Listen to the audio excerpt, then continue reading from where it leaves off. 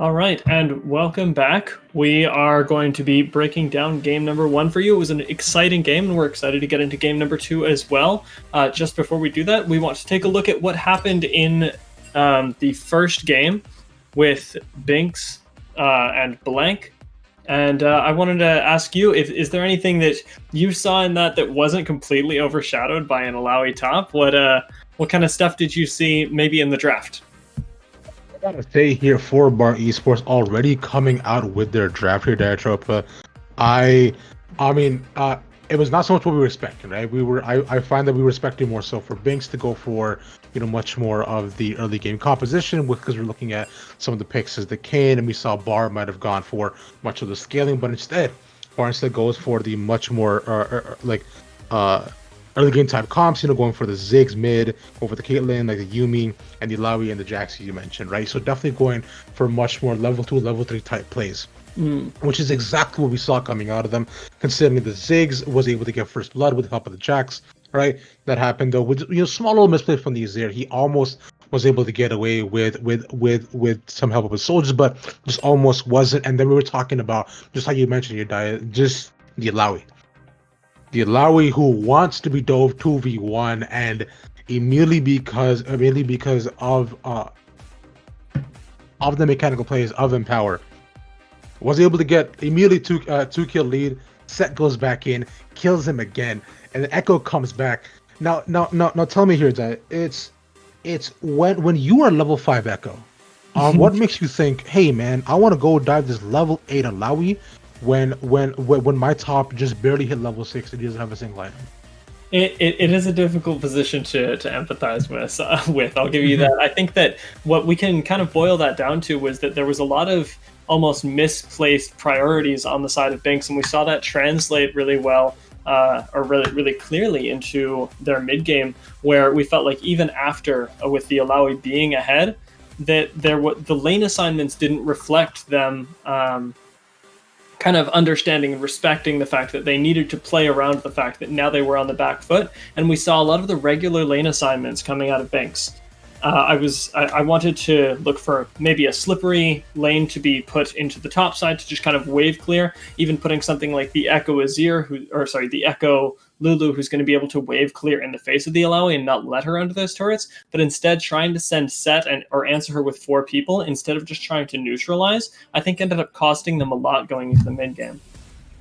So which and just as you mentioned, right? So instead they went ahead and chose to send a Set onto the side lane, try to go ahead and push top a little bit more as much as he could, as there were 4 members down. But because that unfortunately happened, he did get solo killed again by that Jax, and because that they did lose a lot of that pressure in that side lane though. So definitely, being able to transfer a lot more people like to somewhere else just to gain pressure really anywhere on the map would have been extremely helpful for them.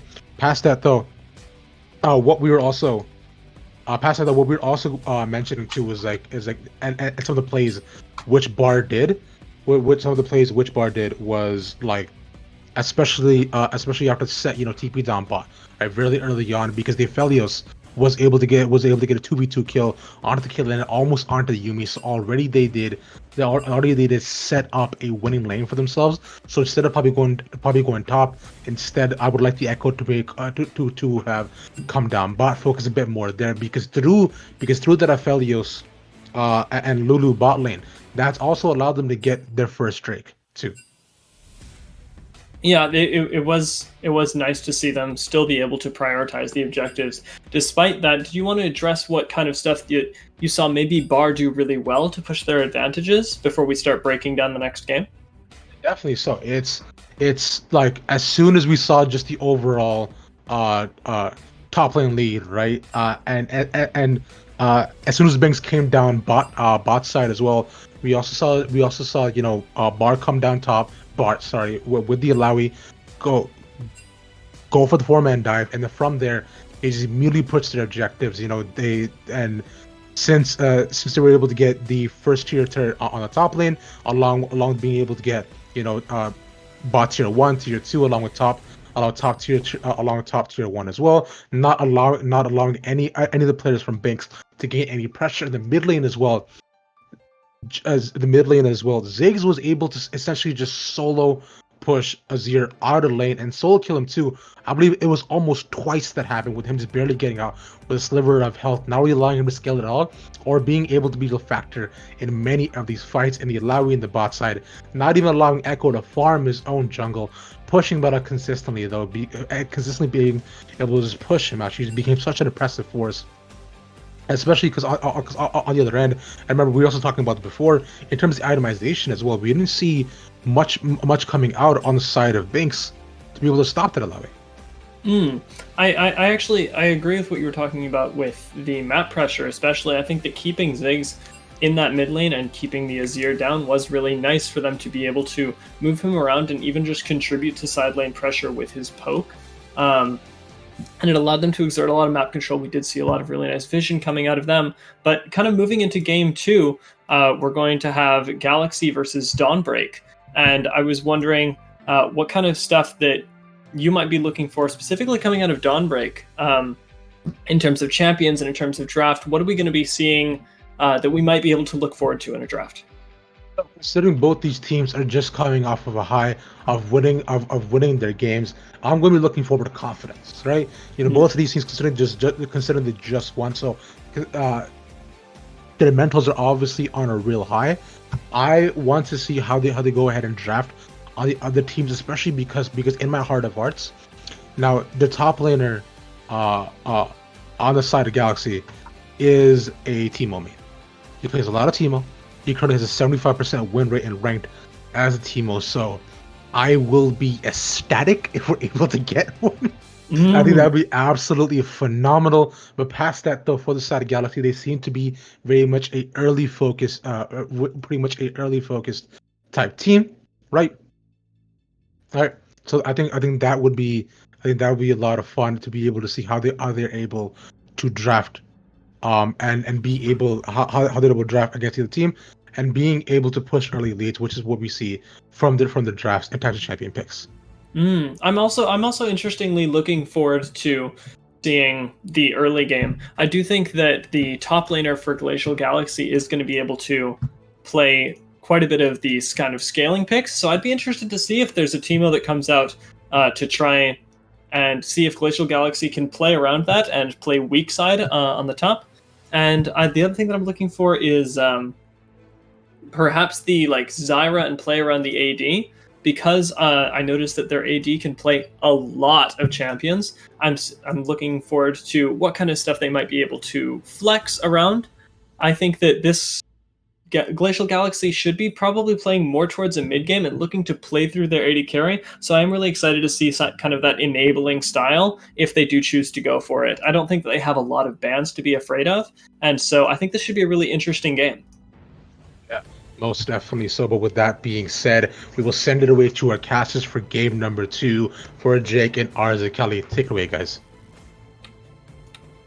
Thank you very much, ladies and gentlemen. We are here, as they just said, setting up for game number 2. Again, that is our incredible analyst desk, Diatropa, and Ravishing Ravish. These guys have been absolutely insane, but I'm Jake Kelton, joined by Arza Kelly, ready for our game number 2. And of course, it's on me not telling the teams that we are ready to go into pro draft, delaying us just a couple more seconds. But as you're saying, will we get the top Teemo in this game or not? That is the question hot on everyone's tongues, I would say. Arza Kelly, welcome back. What are you excited for these two teams? Alawi. I want more Alawi. Give me all of the Alawi. I want to see how teams play around it. I want to see how teams play with it. I thoroughly enjoy seeing champions like that. Come on. Within the first couple of seconds, we will see Dawnbreak banning out the Alawi. Why? I mean, I know why. It's a powerful... You're just going to say because Alawi would be amazing to see, so why not take it away super early? No bans on Teemo, just yet, but there's still an option for one more ban coming out. These are definitely unconventional bans, with the Vi coming out from Dawnbreak as well. Quick note, there's the Teemo ban from Glacial Galaxy. The Yasuo and Misfortune were the first two banned away. Yasuo probably because they were afraid one of their own members would int on it, and Misfortune just because super strong in the AoE. Team fights later on into the game. Cassiopeia, the last ban taken off the table, and we are hot straight into the picks, hovering in Ezreal for Glacial. I'm seeing a lot of very strong champions available in these first 3 picks. I'm seeing Varus, I'm seeing Yuumi, I'm seeing Aphelios, I'm seeing Ornn even. Like, these bans are so unconventional, so targeted, that they've left open a lot of those more conventional meta picks that if you're even halfway competent with them, they can be really powerful, especially in amateur games like this.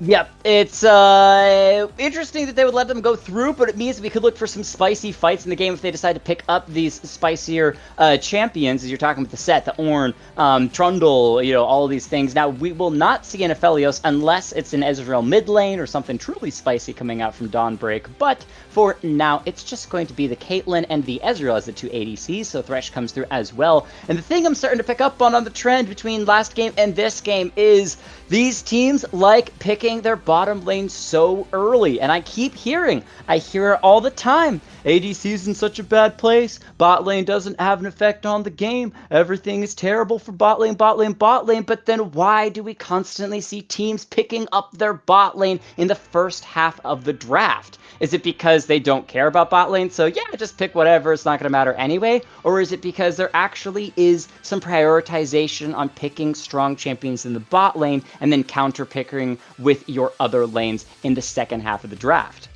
I think absolutely that we are looking at teams prioritizing the bot lane. It's a great place to incubate talent for a team. It's a great place to incubate a carry for a game.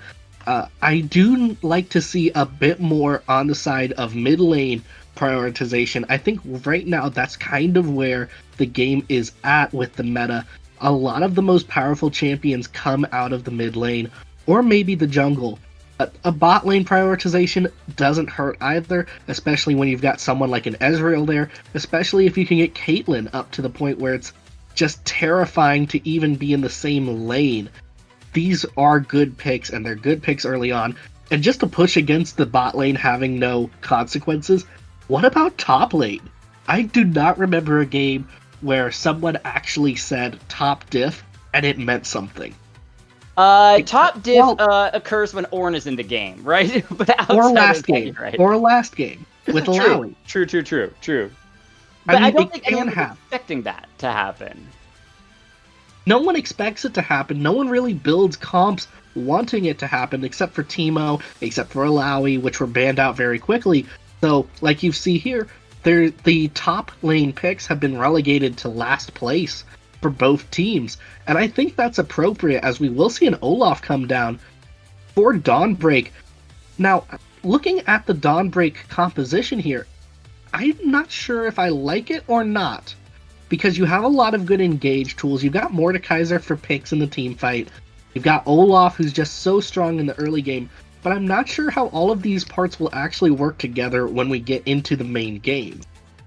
Yeah, it's a lot of like meta composition picks where you're going outside of Caitlyn. I would say that the Thresh is certainly meta. You see played a ton in the LCS. Very strong pick comp. Mordekaiser, strong top laner. Olaf, strong jungler. But then you kind of look at the composition as a whole, and you're going Olaf dives, Mordekaiser split pushes, Thresh is skirmish and team fight, Caitlyn is poke. Where is this all going? But maybe this final pick in the mid lane for Dawnbreak will be the thing to break open this composition and show us what it is that they want. Whereas Glacial Galaxy, massive tanks with the Ornn and Braum in the front line, assassins with the Zyra and Shaco, and Ezreal just doing Ezreal things. Jax coming in. I really want Mordekaiser to build mega AP this game. Otherwise, it's straight AD from Dawnbreak. And Ornn's going to build armor. Braum's going to build armor. And Glacial Galaxy's never going to die. That's what I'm saying. Yeah, this is a very interesting comp choice to send either Jax or Mordekaiser into the mid lane. I have a feeling it's going to be Jax. but he's going to be up against Zyra. He's going to have to be utilizing those jumps a lot. He's going to have to be relying on ganks from the Olaf a lot to be winning in the mid lane there. That's going to be very interesting to watch. And like you were saying, it's so easy for Glacial Galaxy right now to just build armor. Ornn can build a little bit of an adaptive helm from Mordekaiser and then not ever worry about him ever again. But yeah, so it all depends on how the build for Dawnbreak Gaming goes, but keep in mind that build also reflects on gold that you're getting. So say that, oh, we want to have some AP to our team, so let's have a Mordekaiser build AP in the top lane, but Mordekaiser gets dived by the Shaco level 2 and before he's even level 2 himself and goes down quickly and then snowballs up against an Ornn who can very easily take over top lane solo 1v1 if he's set up correctly, especially with the brutal stacks in those fights. Mordekaiser never gets gold, Mordekaiser never gets AP items, the rest of the members from Dawnbreak are AD armor for Ornn and Braum, and the game goes the way of Glacial Galaxy. So I feel like while it looks like from just the first glance that Dawnbreak Gaming have the better composition, my concern is that to play their composition correctly with the champions they've picked, with a little bit of dive, a little bit of crowd control, a little bit of split push, is going to be more difficult compositionally to play versus Glacial Galaxy that's a little bit more standard. Frontline, Ornn Braum, backline, Zyra Ezreal, Shaco, flank, and assassinate, right? It's just straight, super easy. Shaco has one target to kill, that's the Caitlyn. Take Caitlyn out of the fight, and they are good. So I feel like Glacial Galaxy a little bit easier to play. yeah, and looking at the Dawnbreak again, I'm still not seeing a whole lot of team fight here. I don't really see a front-to-back line. I mean, Caitlyn's going to be in the back, of course. Mordekaiser and Olaf are going to be in the front, of course. But Thresh, Jax, they can just be wherever, and maybe that goes to their advantage in getting some picks out in the jungle when people are out of position. And interestingly enough, it looks like they are actually going to send Mordekaiser mid on Invalence. Yep, that's really spicy. Mordekaiser mid is a challenge for one major reason. It's much easier to gank and get in and on top of a Mordekaiser than in top lane where he can use the wall to kind of hide up against. Now, the good thing is that post 6, Mordekaiser doesn't care because he just says, look, jungler's here, let's just have a 1v1 anyway. It's the truest 1v1 me bro champion you can get. Now, it's only going to matter post 6 though. So there's still more options for Misclick to get into this mid lane, shut the Mordekaiser down, and it's against a Zyra mid. Keep in mind, this is not a Zyra support. This is a Zyra mid who's going to have insane poke and harass that should be able to burn this Mordekaiser down, and then you add the Shaco as well. So this is really, really spicy from both teams compositionally, and I just got to see how they actually play this game out. Yeah, and what they risk putting Ornn up against Jax in the top lane is that maybe what Dawnbreak is trying to do here is maybe they're trying to trick Ornn into only building armor, put Mordekaiser in the mid lane, give him that opportunity to build that AP, and maybe Ornn just forgets to build a whole lot of AP. We get into the late game, he has to scramble for some, and Mordekaiser is able to just walk into the middle of team fights and hit a Zhonya's Hourglass. Maybe that's what they're trying to do here. Just make, this isn't the Mordekaiser you're looking for. Yeah, exactly. It's not the main tank, it's the AP tank, and says, hey, look, you can try to force all these plays, but you might need to bring a lightsaber to the fight, know ye this game, if you want to be able to take down the villain of Mordekaiser. Well, let's introduce the two teams, because it's the first time that we've seen them, not just tonight, but this is actually the first time we've seen these two teams on XLNC. Glacial is an org that's been around for a while, but this is a new roster for their team built specifically for Light. Dawnbreak coming in as well with a new team there as well. So exciting stuff. Glacial Galaxy going to be starting off with I'm Leap in the top lane on the Ornn, Misclicked as their jungler Shaco, Neptune with the Zyra in the mid lane, love the name, Aqua Domain on the Ezreal and the AD carry role, and the Flaring Fox, his third different team playing on XLNC's events, but here he might be sticking around for a while playing the Braum support for Glacial. Yep, and on the other side for Dawnbreak, Life is a Myth will be playing Jax up in the top lane. The hero complex will be trying to throw Olaf into every situation he can. Mordekaiser is being played, as we noted, by Invalence in the mid lane. Caitlyn is being played by Jaximus the Pro, Jaximus Prime over here, and he's going to be backed up by Thresh on the... And that's going to be Salty Slatly? Just say Salty Salty. It's way too hard. I think they might have tried to say Salty Salty, but that name was already taken. So yeah, Salty Slatly is the name. But that's a weird one. I thought my eyes were finally going on. I thought this was the glasses. We're getting old here. Very quickly before we get into this game and break it down a little bit more, I want to say a huge thank you to everyone again for all those follows. You guys have been amazing. Don't forget, not only just hitting that follow allows you to know when XLNC is around, because you'll see it in the follower list, but hit the notification bell to know when we go live. We go live every week, at least twice, and coming up soon we'll be starting our Heavy League, and that is going to be on Thursday night, so even more League of Legends action in actual league format as well coming at you. So hit the notification bell if you want to know when we're going live with all of that. Invalence, Alcalora, Misclicked, Alicia, and thank you so much to Misclicked coming in with a raid as well. You guys are absolutely fantastic. The support has been incredible tonight. So compositionally, let's look at both teams. We've done a little bit of breaking down, but I always jump first to jungle difference. Our thoughts in the jungle. Olaf, the diver, who cannot be CC'd. Shaco, the assassin, who actually wants me to rage quit most games that I end up playing against a Shaco. I won't lie. I don't surrender games, but Shaco's one of those champions I consider it. So here's what I'll say about Shaco here. If the Shaco is played just amazingly well, every single lane will be in constant fear of a gank.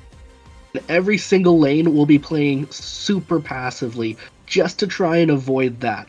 If Shaco doesn't manage to get off in the early game, though, if he's not able to just go in and get whatever he needs, he's not going to be as terrifying when he needs to be, and that will not help his lanes at all. He's not going to be able to provide the pressure of his aura in the atmosphere around them, and that's going to hurt them a lot. On the other hand, Olaf has a very good reputation for being just insane in the early game. He will just run at you with swinging his axes around like a wild man, or in this case like a frat boy as we see the skins come in, and he will just try to slap you into oblivion.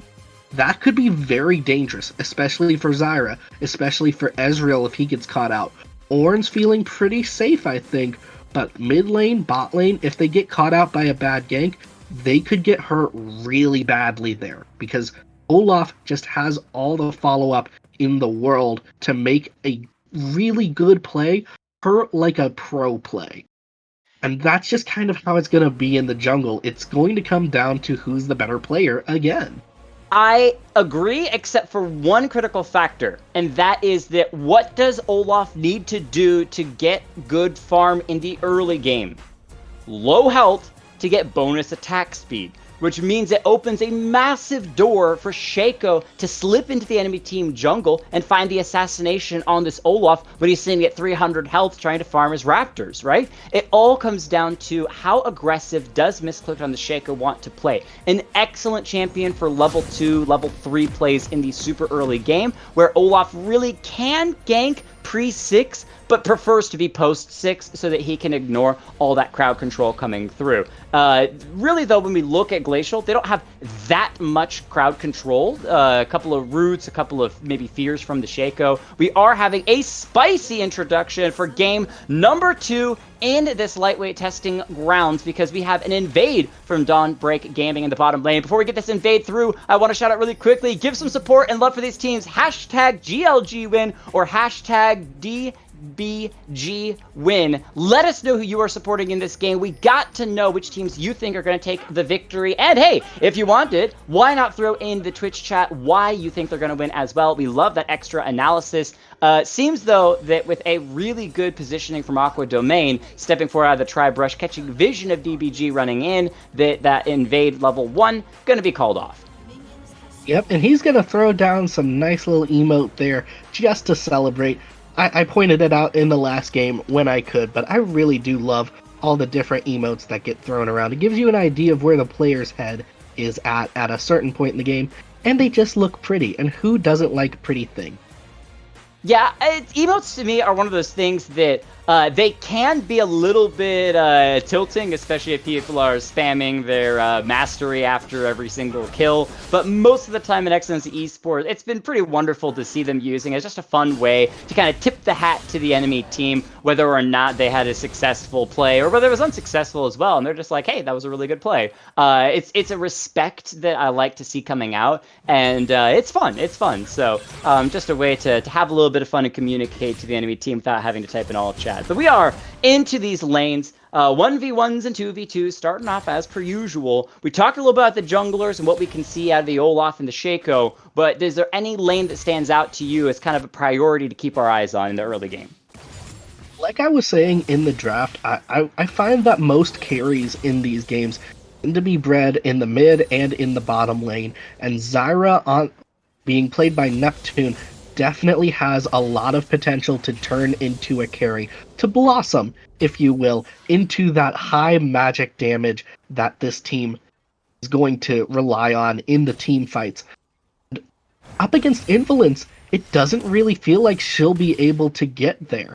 It's very hard to take down a Mordekaiser in normal circumstances. I can't imagine it's any easier in the mid lane, barring a gank. So I don't think we're actually going to see Neptune scale as hard as I would like to see it happen.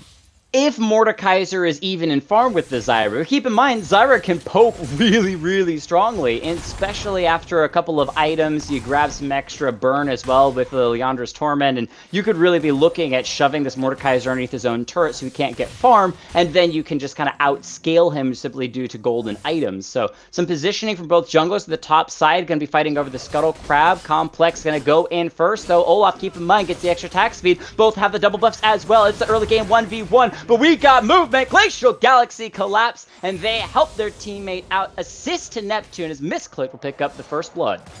And I think I have to correct you a little bit there. It didn't look so much as a scuffle as it did Misclick just chasing down Hero Complex. He saw him out. They were the same level, under that level 6 you were talking about, and he just wanted that kill so badly. I saw him chase him all the way down from that mid-top lane there in the jungle.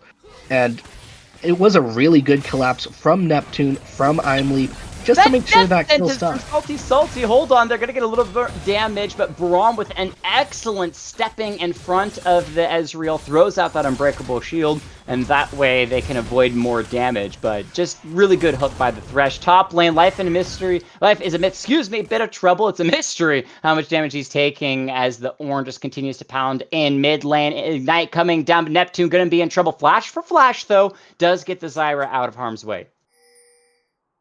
More importantly, though, I think we're seeing Hero Complex starting the hunt for Neptune right there.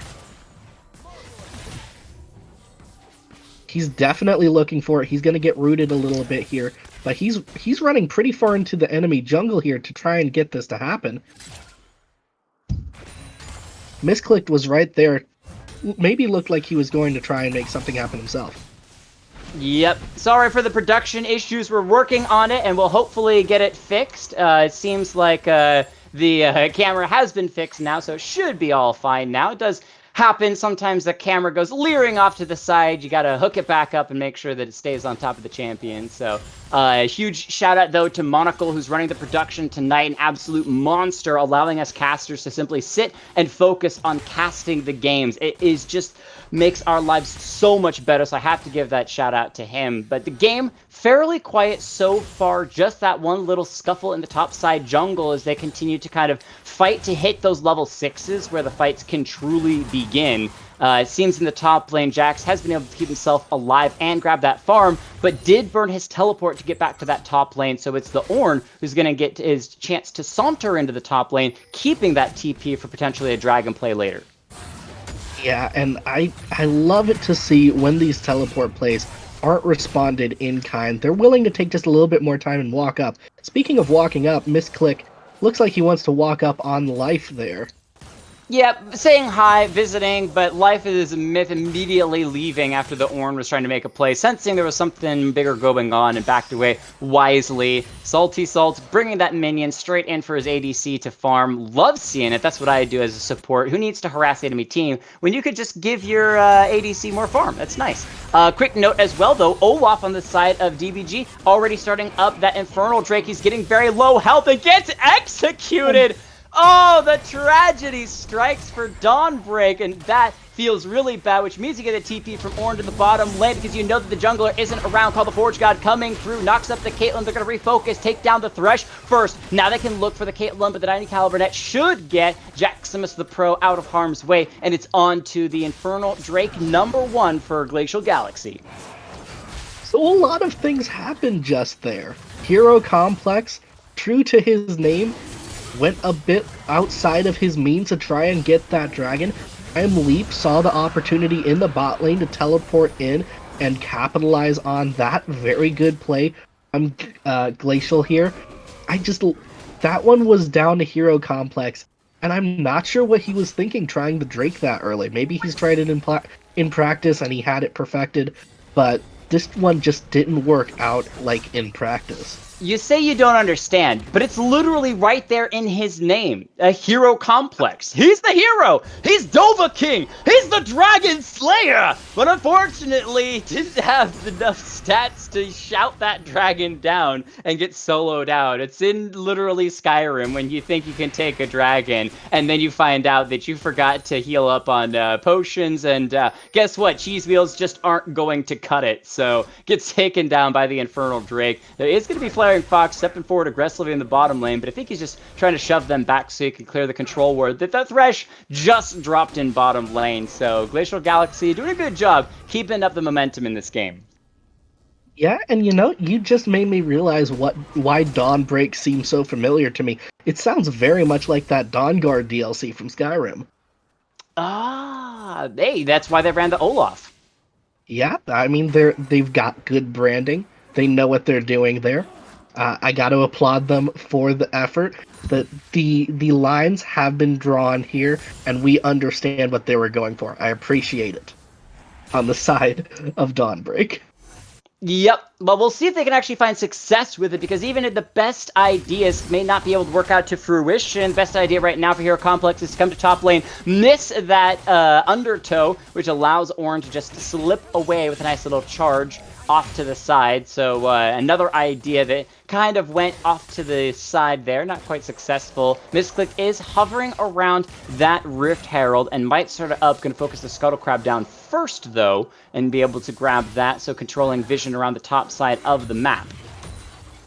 Yep, and something else I'd like to see more of here. Misclick hasn't really made his way into any of the lanes yet. There was a little bit in the top lane earlier, but not a whole lot happening from him yet.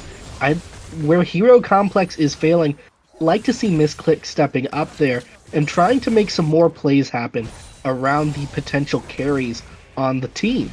I'd especially like to see something in the mid lane there. As if you pick up the Rift Herald, that's the perfect time to do it.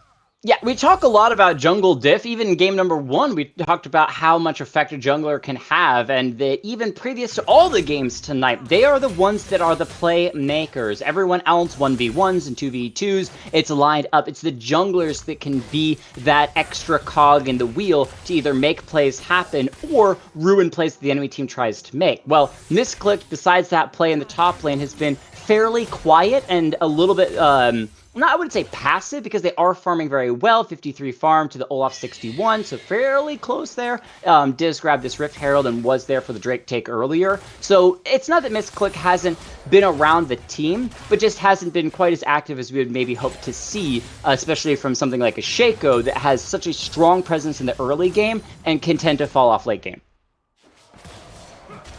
Just again there, we saw Hero Complex trying to go in on Neptune. He just couldn't make it happen. This one feels like it's kind of Hero Complex's game to lose here. If he keeps making these appearances, nothing's happening. He's dying to Drakes. It just doesn't feel like that's going to do a whole lot for his team. True, but he is keeping most of these lanes busy and keeping them in farm with the Shaco, so as long as he stops dying, he should be fine. Life is a Myth might be in trouble at the top lane, but they found the stun onto I'm Leap. There's an undertow from Hero Complex. Is he going to make the hero play? He's running towards the turret. He's got the rampage and the kill! Misclick running in now, hoping to assassinate the Jax, immediately hopping away, but the Ignite ticking down. Life is a Myth will drop to that extra burn. Hero Complex is feeling the hero. It's going to be jumping under the turret, flashing and dying. A double kill for Misclicked. That's exactly what we were talking about on both sides. Misclick taking a more active role. The moment he does, it's terrifying. Shaco is just really strong. Hero Complex, showing off his Hero Complex, going in way too far. They'd gotten the first kill. It unfortunately was traded. He had to back off there. He couldn't dive a turret under a Shaco, which could just disappear on you. But he does anyway. Really, he's just showing off his own namesake right there. All I could hear in my head was the Hercules when, Hercules has this hero just like that. And he's just, pumped up, flashing forward, going in, and then just like in the movie, just gets kicked in the face and knocked out. And, it didn't work out. Still love the hypeness from Hero, and fortunately hasn't ruined the game quite yet, though Misclicked is getting very fed now. 3 kills onto this Shaco. Most of the kills for the team of Glacial Galaxy, and starting to pick up some serious items of the Serrated Dirk and Tiamat to make farming a little bit faster. But again, you could be as farmed as the moon itself. I don't know how that analogy works out, but it doesn't matter. You could be super farmed on a Shaco, but if you're not using that to your team's advantage, you kind of fall off the wayside and aren't really able to escalate and take that power to the rest of your bigger carries like we keep talking about with the Zyra and with the Ezreal. Yep, and now that I'm Leap's teleport is back up, I'd really love to see them go back down to this Mountain Drake. Mountain Drake's incredibly important for Ornn, incredibly important for Mordekaiser and Olaf as well. I don't want to see that going over to Dawnbreak. If I'm Glacial Galaxy right now, they need to be focused on that Drake. Invalence, very low health in the mid lane. Ignite will not take him down. Good timing for Misclicked. Attempting a gank there. Literally just shows up to try to one-shot people and steal away the kills from their teammates. But hey, you know what? It's still nice. Drops the Rift Herald. Should be a bunch of plates going over to Neptune on that Zyra. They are positioning around the Drake, looking for the Olaf. He is going to Ragnarok to avoid that Winter's Bite. Is it in time? Nice little lantern. The Dark Passage to take him out of harm's way. But that should open up the Drake for for Glacial Galaxy, and the Ornn is back in the base with TP available, so he can join his team if he wants to look for this 5v5 fight that it seems like DBG might be going for. And they actually didn't want to take the Drake, they're going in for the fight. Yeah, Shaco, Misclick stepping forward, forces the flash out of the Thresh. They almost get the stun with the Winter's Bite down as well. The concussive blow's not quite fully stacked there. Mordekaiser Invalence was moving in from the mid after TPing back to the mid lane, but the Drake going to be started up again. And I think the big factor in that was that Olaf was down to about 150 health, sticking around for no real reason, except it's the Hero Complex. You know what? Maybe make the hero steal or save or who knows what. And they want to take him down, so there's no chance he could steal the Drake. And they grab themselves Mountain Drake very nicely. 2-shot barrage slicing through the Caitlyn, getting her very low in the bottom lane, but should be able to recall. Yeah, at this point, I can't really see any area where I want Glacial to improve, except that I want Misclick to be a bit more active in these lanes.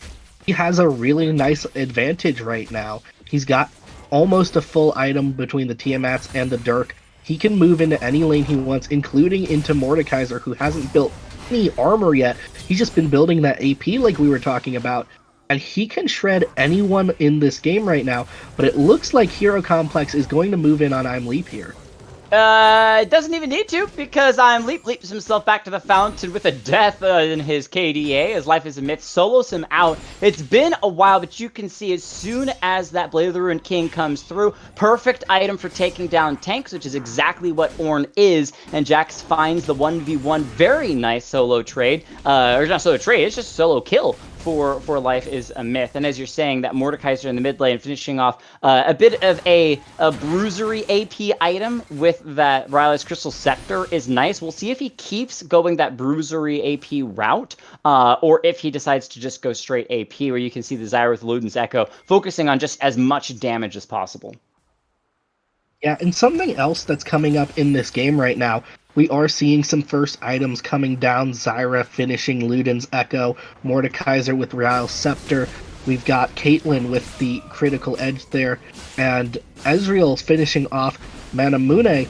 But so far, Oh, good catch out from the Zyra. Neptune gonna be able to help the Shaco take down Jax. They take the Olaf out as well, and the invade from DBG so heavily punished by Glacial Galaxy, shutting them down inside their own jungle. Now they can go for the Rift Herald number 2 as well.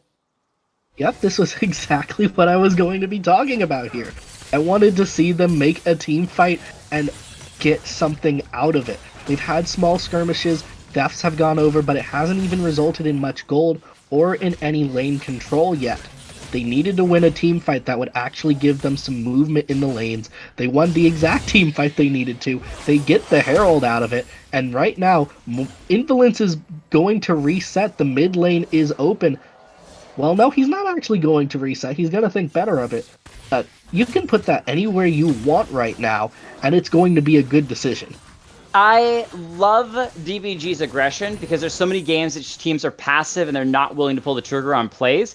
I just need, especially Hero Complex, but you could see even in that last fight, Life is a Myth got involved with it as well. Just temper it back a little bit. Just a couple of wards and a little bit of grouping with your teammates might be a little bit better because they're making plays. But so often, it's not so much Glacial Galaxy with incredible outplays and really good finds. It's just punishing DBG for making a bit of an overplay. A too deep extension from Hero Complex. A unnecessary dive. A diving into the enemy team jungle without vision. Those sorts of things are what I'm looking at. Life is a Myth, hopping away from Misclicked. Should be able to escape with the Blast Cone. Gets out as well. But yeah, Glacial Galaxy in a pretty solid position at the moment. 1,000 gold up. It doesn't feel like they're only 1,000 gold because they got the double Drakes as well. Yep, and right now, I'm not seeing anyone who can really battle against Shaco's just absurd power already. He's up to what? He's up to almost 200 attack damage. We're almost at 20 minutes, and I'm seeing almost no armor coming down on the side of Dawnbreak. We've got the Blade of the Ruin King, which gives you a lot of nice life steal against a target like that. Hold on, Thresh. I'm not seeing more than the Ninja Tabi here.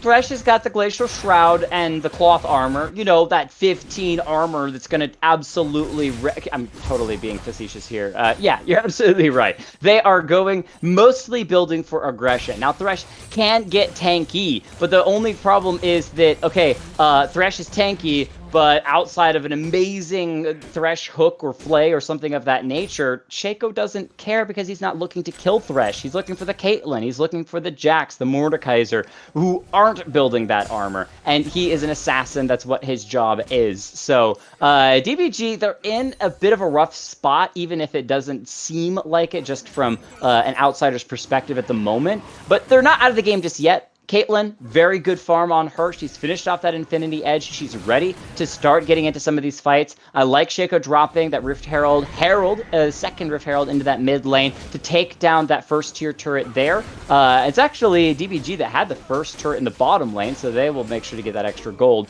as they are vying for position around the Drake.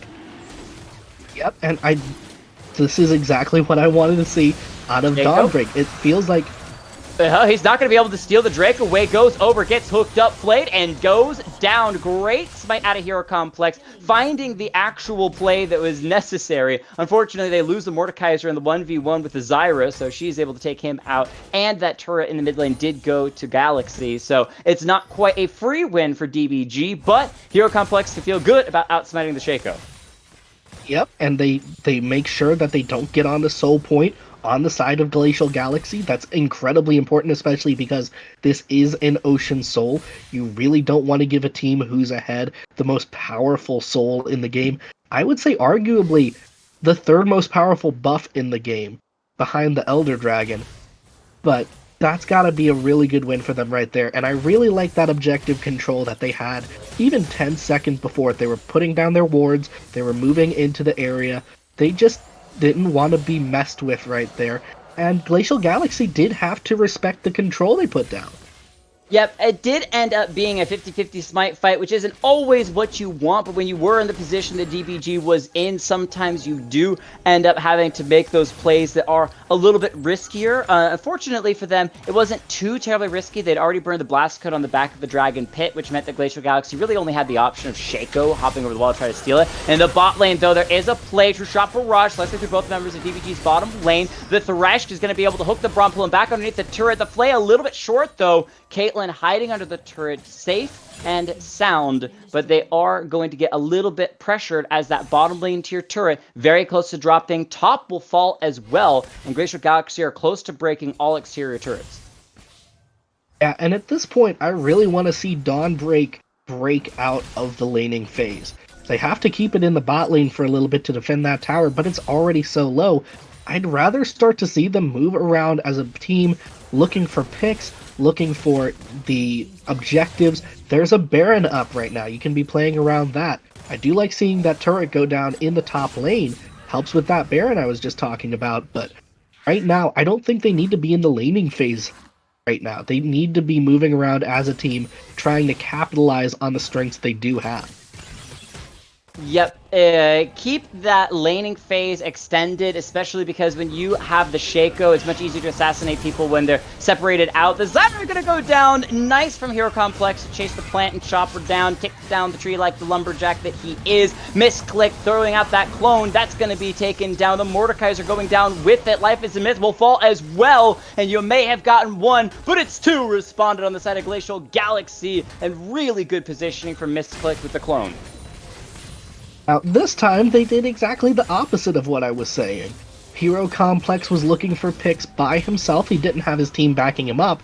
And when they did try to collapse in to help him, all they did was die. They weren't prepared for it. They weren't ready for it. It just seems like a communication breakdown right there. Yeah, it's one of those things that, again, it's often tempting in these games to get a little bit of solo queue mentality and not necessarily work or communicate together as a team. And when you are in that solo queue mentality, you're trying to just make plays for yourself, but that doesn't always mean that it necessarily helps the team. And while Hero Complex did take down the Zyra, he kind of left his team out to dry. And in that case, with Misclick using a really good clone, it just means that Glacial Galaxy get more out of that overall play. And take just really quickly a look at the vision.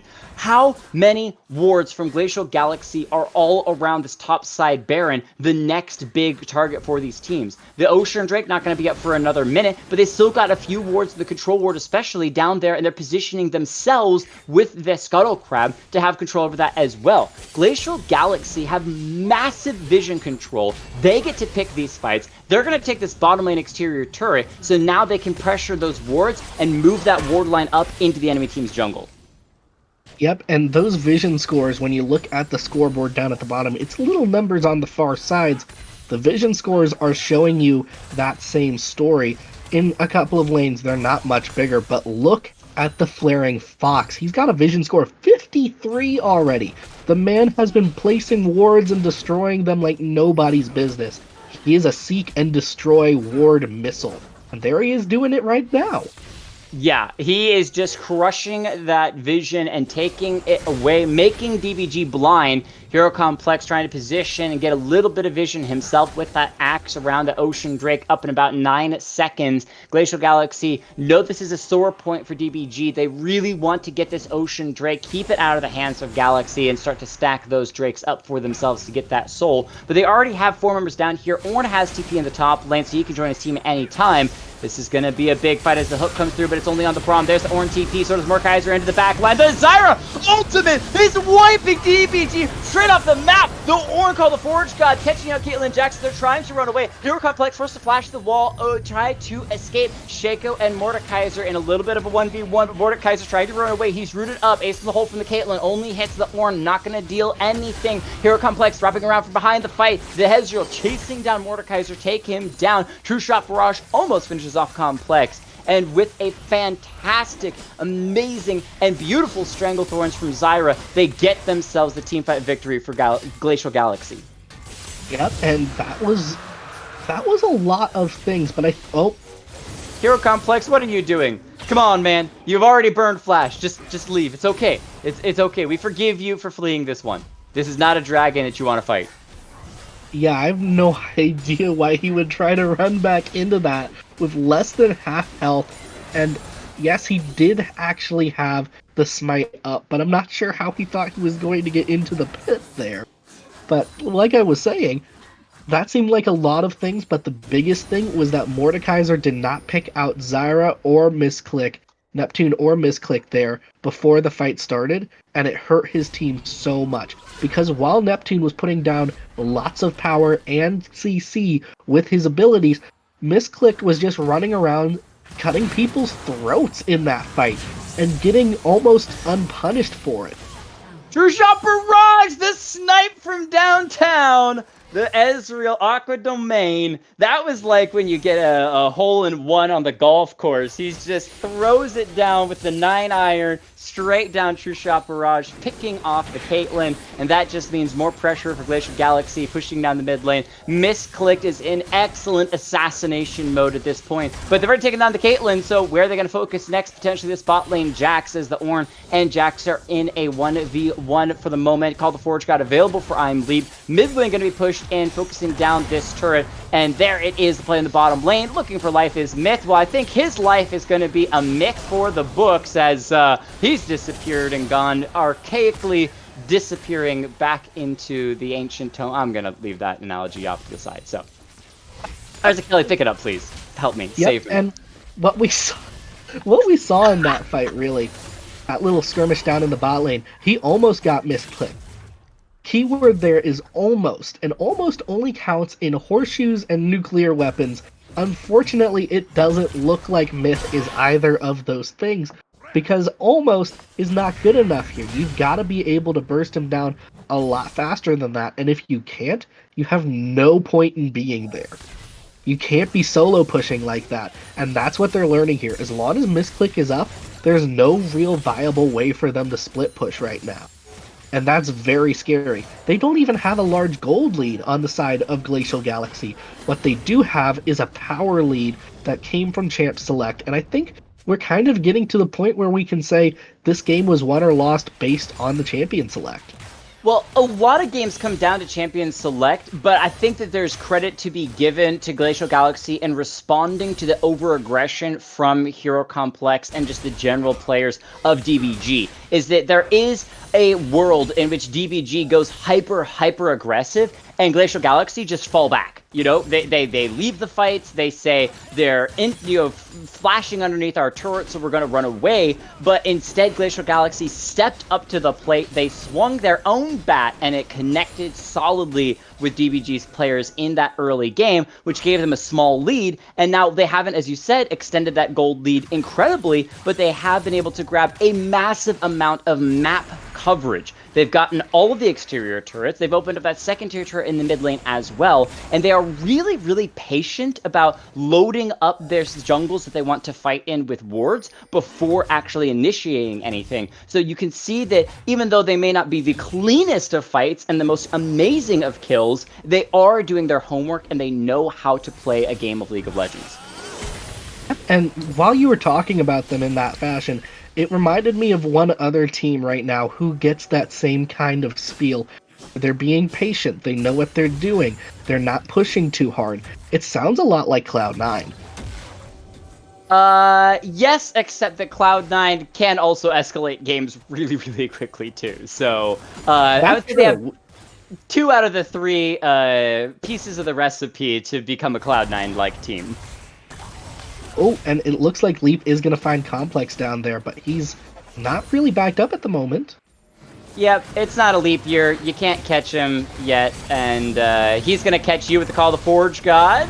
Oh, he does get the knockoff, but unfortunately, through the uprights of the Thresh and Mordekaiser, they're still going to engage the fight. None the riser. Life of the Myth jumping straight onto Aqua Domain, but the Arcane Shift going to get them out. It's Jaximus Pro trying to escape on the Caitlyn. Zyra picking up another 2, and I know you said that Ziggs was going to be the secret carry in game number 1. Didn't really appear, but now I'm looking at a 5, 1, and 6 secret carry Neptune. It's not a secret anymore. This Zyra is crushing these fights. I was worried in the early game that maybe against Mordekaiser, she wouldn't be able to get that kind of power that we're looking for. And even when we're looking at the gold, she's down a good 40 under Mordekaiser, but still, she just wasn't punished in that lane at all. And as the ornaments come in, that power spike just keeps coming. Currently sitting on top of almost 300 points of ability power. Just scary to be around her in a team fight. Well, and look at the respect from Glacial Galaxy's carries, the Zyra, the Ezreal, both of them building a Quicksilver Sash. That is what you want to see out of a team that not only is slightly ahead, but they're respecting that crowd control that can come out of DBG. They're saying, we know that you have CC chains, we know that you can start these fights, they're going to try another one, but rooted up by that Zyra, grasping Thorns, another Call of Forge God from the Orm, but this one might be trying to disengage as Misclick finds the Caitlyn, finds the Thresh, whipping out the back line, going to be going for Hero Complex next as the tanks will take down the Jax. They're going for Invalence next. The Olaf still being ran around the map by the Shaco, escapes to his top lane inhibitor turret. Invalence should fall. There it is, the stun. The Braum ult just to look pretty as that mid lane inhibitor will fall. Neptune picking it up, and Glacial Galaxy in solid command of the game.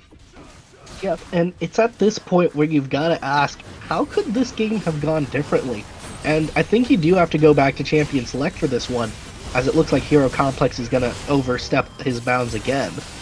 Yeah, we can go back to the Champion Select in a moment because we're about to go to the very end of the game. The ace coming through for Galaxy before Salty, a little salty after this game, baby. Throws out that death sentence, but there's the ultimate from the Caitlyn again, setting up Misclick to go godlike and taking down the Caitlyn. Securing game number 2 victory for Glacial Galaxy. They are a strong organization. You can see why and how well they played this game. A strong note that I've got to make is in games where you see a team in full control and in games where you see a team with massive kill leads, you expect them to have a huge gold lead as well.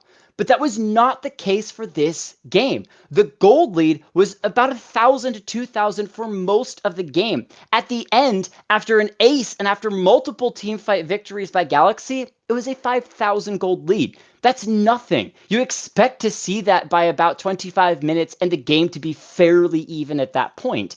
This is insane on how well Galaxy played the macro game. Objectives, objectives, objectives, and then winning team fights when they put DBG in a really bad position in which they couldn't make a good choice. Yep, and at the same time, the things that let them close out the game, the Ocean Soul and the ornaments coming in. Ornn, the most fed out of anyone on the Glacial Galaxy team, somehow got all the way up to level 17 without anybody, including us, noticing. And those ornaments were really the power spike they were waiting for to feel comfortable enough to just push in wherever they wanted and take the game. Yep, it was beautiful. Before we go to break, I have to ask really, really quickly to you, Arzakeli, if you had to see DBG go up against Bar Esports Academy after seeing these 2 games that were both one-sided in very different forms, who do you think would win? I'm going to give that one to Bar. And most of the reason is because of Hero Complex. I just didn't feel like he was showing up to this game in the way he needed to be. There was a clear kind of... No. DBG lost this game. Glacial Galaxy won. I'm sorry, I might have said the name incorrectly. So Glacial Galaxy won this game, Leap, Misclick, Neptune, Aqua, and Flaring Fox. And now they move on to what in theory could be the finals. I don't know if Bar won their game number 2 or not, but assuming that they did, because we've seen them already play in game number 1, if you had Glacial Galaxy go up against Bar, who do you think would win? Ooh, now that is a good question, and I think that one's going to come down to the comp, but I'm going to favor Glacial Galaxy just a little bit over that. It's just a gut feeling, but I don't think their top is going to be as squishy as their first game was. I don't think they'll be able to just pick Illaoi into Glacial Galaxy and still make the same thing happen. That's just a feeling I get. I'm excited to see it. We'll find out which one it actually is when we get to that point. We're going to take a quick intermission break. Maybe it will be Glacial Galaxy going up against Bar. We'll be right back for game number 3 in just a moment. And man, these games have been a little bit one-sided, but they've been incredibly exciting games to watch nonetheless. We'll be right back with game number 3.